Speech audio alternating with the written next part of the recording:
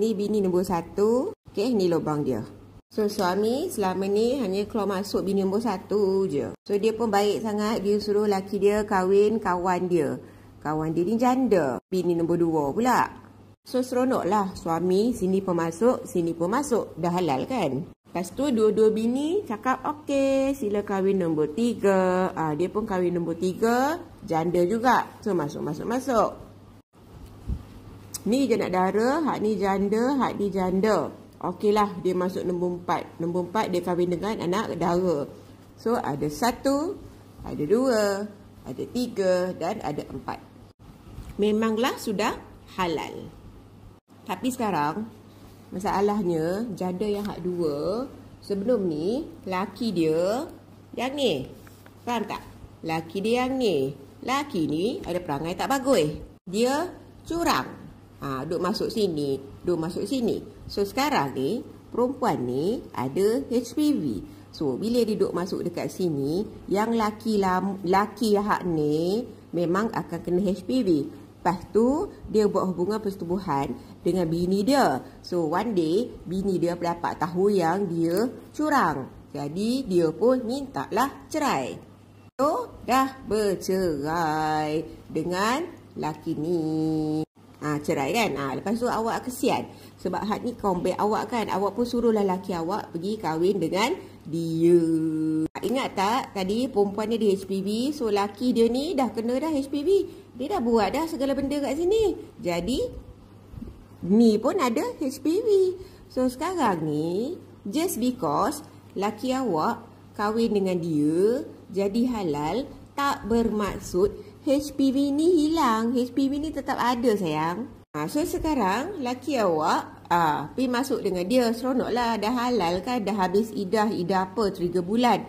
3 bulan nak tunggu period kan. Sebab apa? Nak pastikan dia tidak mengandung anak suami ni. Sebab tu kita kata 3 bulan. Tapi tak ada siapa pun suruh cek HPV. Sebelum nak nikah kita kena cek apa? Kita kena cek HIV sahaja. Kerajaan suruh cek HIV saja. Kalau nak cek HIV, kita tahu jawapan pada HIV sajalah.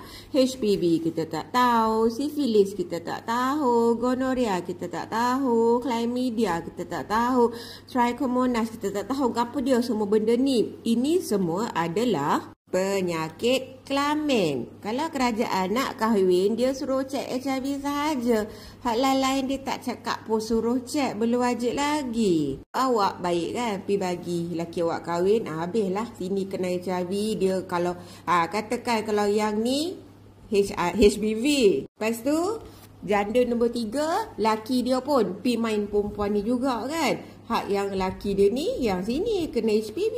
Yang laki ni dulu pergi main kat sini. Dia kena sifilis. Bawa balik, bagi sifilis.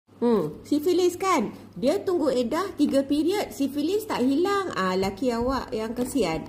Dia masuk sini kena HIV. Dia masuk sini kena sifilis. Sini kita nak bagi siapa? Dia ni anak dara, dia tak pernah buat hubungan persetubuhan, maka dia tak ada apa-apa sakit. So sakit sini ada sifilis, sini ada HPV.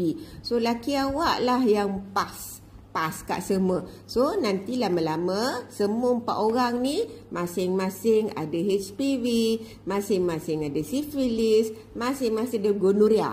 Nampak tak? Inilah dia penyakit berjangkit, penyakit kelamin. Walaupun you poligami, walaupun benda tu halal, selagi awak tak rawat, maka awak duduklah dalam keadaan berpenyakit. Bila saya cakap pasal lelaki-lelaki, pasal perempuan-perempuan, maksudnya samalah. Kalau bini pertama dia, okey, dia dah dapat dah segala benda kan. Dah dapat HPV, dah dapat gonoria, dah dapat sifilis. Lepas tu laki dia tidak adil kan, asyik mengutamakan ni.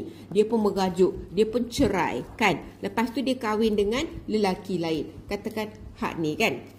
Dia dah ada dah HPV ada, sifilis ada, gonoria ada. So laki baru buat hubungan dengan dia, laki ni pun kenalah sekali. Faham tak? Inilah dia penyakit berjangkit. Kalau boleh, kita nak 1 Miss V seumur hidup, 1 Mr. P sahaja. Kalau macam ni sahaja, yang ni tidak curang, ini tidak curang, maksudnya anda tidak ada chance untuk dapat penyakit kelamin. Tetapi jika situasi macam ni, ting ting ting ting, walaupun halal, walaupun dah bernikah, nampak tak macam mana cara penyakit ni berjangkit? Just because awak bernikah tidak bermaksud tiba-tiba penyakit hilang. Tak ada. So, ini dengan ini sahaja kita panggil single partner. Tapi ini campur ini, masuk sini kita dah panggil multiple. Multiple tu apa maksud? Ramai, lebih daripada satu. So, siapa-siapa pasangan yang ada multiple partner? Sini masuk, sini masuk, sini masuk, ni masuk. Tapi doktor, saya hanya dengan dia seorang saja. Yelah, tengoklah pasangan awak tu ada multiple, faham tak? Sini dia masuk, sini dia masuk. Memanglah dia ni seorang dengan dia saja. Tapi tengok mamat ni. Mamat ni masuk 1, 2, 3, 4. Faham tak? So, dah jadi walaupun awak ni seorang dengan dia je, awak pun dah kira macam multiple partner. Faham tak? Satu lagi senario multiple partner. Katakan 2005 ke 2010. 2010 suami pertama. 2010 ke 2015 bercerai. Lepas tu kahwin nombor 2. 2015 ke 2020 kan. Lepas tu cerai sini, kahwin nombor 3. So nampak tak? Perempuan ni misui dia satu, tapi berapa banyak lelaki dah masuk. Sini 5 tahun pertama, satu lelaki masuk. 5 tahun kedua, satu lelaki masuk. 5 tahun ketiga, satu lelaki masuk. Total ada berapa pasangan? Pasangan ada 3. Walaupun waktu yang berbeza. Ini pun namanya multiple partner. Orang bila saya tanya pasangan berapa, semua cakap satu. Memanglah dekat sini awak satu, memanglah dekat sini satu, dekat sini satu. Dia tak ada macam ni. Pada waktu yang sama ada 1, 2, 3. Tak ada. Biasa semua orang macam ni. Ini pun dikira multiple partner. Faham tak? So bila ada multiple partner, awak terdedahlah pada segala jenis penyakit. So nak buat macam mana? Buatlah ujian-ujian yang sepatutnya.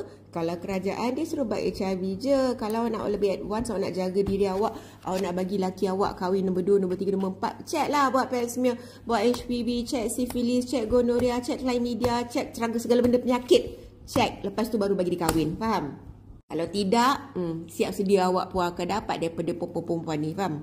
So of course, jika anda suka konten ini, saya thank you Dr. Aisyah. Harap soalan anda terjawab.